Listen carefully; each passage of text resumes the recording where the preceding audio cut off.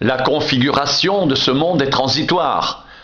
Que ceux qui usent du monde en usent comme n'en usant pas, car la figure de ce monde passe. 1 Corinthiens 7, 31-32. En effet, l'irruption de la création nouvelle, par l'intervention de Jésus-Christ sur la croix du Calvaire, opère une radicale remise en question et un bouleversement décisif dans les ataviques et archaïques schémas de l'ancienne humanité, depuis lors disqualifiés et frappés de désuétude.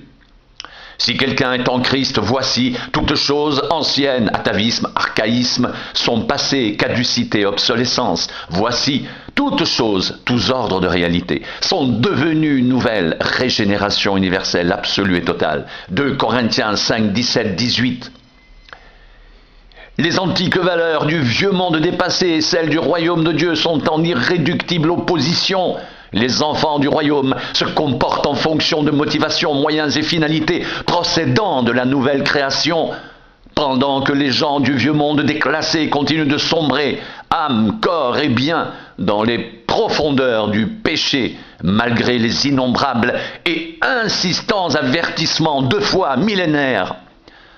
En dépit de toutes les tentatives d'obstruction et de résistance qui lui sont infligées, la nouvelle dimension croît irrésistiblement, irrépressiblement au sein de l'ancienne en voie d'inéluctable disparition.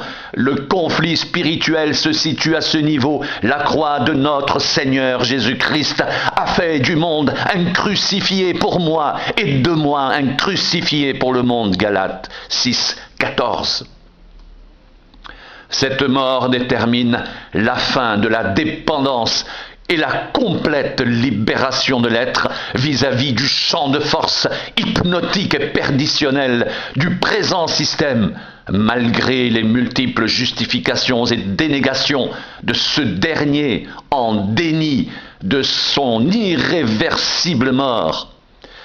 Dans ces derniers soubresauts, ce vieux programme dolosif et frauduleux, formellement et fondamentalement vicié par le péché, use de tout subterfuge dilatoire pour gagner du temps, jouer les prolongations en utilisant entre autres astuces la pression de nécessité, survalorisation du primat de l'instinct de survie et d'affirmation de soi, la pression de conformité, exaltation du modèle unique, nature, facture, culture, à l'exclusion de tout autre concurrent, la foi en Christ et Christ lui-même étant relégué, remisé dans cette stratégie au rang de simples opinions privées.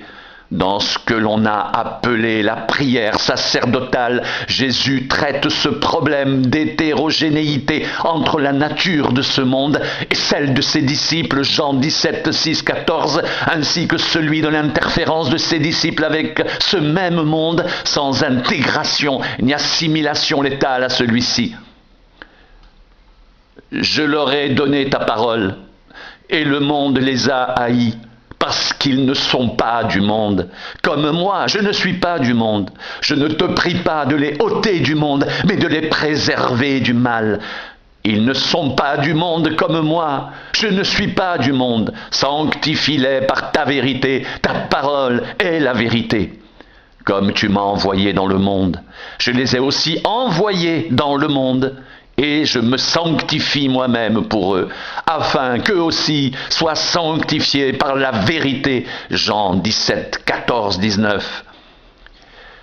Si telles sont la prière, la volonté et les attentes de Jésus à notre égard, soyons conséquents, ne tergiversons pas, agissons avec la pleine conscience de notre responsabilité et passons immédiatement et sans délai à la pratique, à l'action. Action non ponctuelle, émotionnelle, mais structurelle et spirituelle. Ainsi, aimons inconditionnellement un salut sans complaisance aucune à l'égard du virus du péché, mais avec une compassion extrême les hommes et femmes, esclaves de ce péché, errant dans ce monde loin de Christ et sans salut. Demeurons fermement et implacablement hermétiques, étanches et réfractaires, sans complexe vis-à-vis des valeurs délétères et mortifères de ce temps, foncièrement antagonistes de celles du royaume dont nous sommes porteurs en, pour et avec Jésus. Soyons en tout temps entièrement flexibles, souples, malléables, sensibles à la voix, aux sollicitations et aux injonctions du Saint-Esprit. Soyons fidèles, intègres, loyaux, sincères avec notre Père éternel qui a fait de nous ses enfants, participants de sa nature divine et ressortissants de son divin et éternel royaume.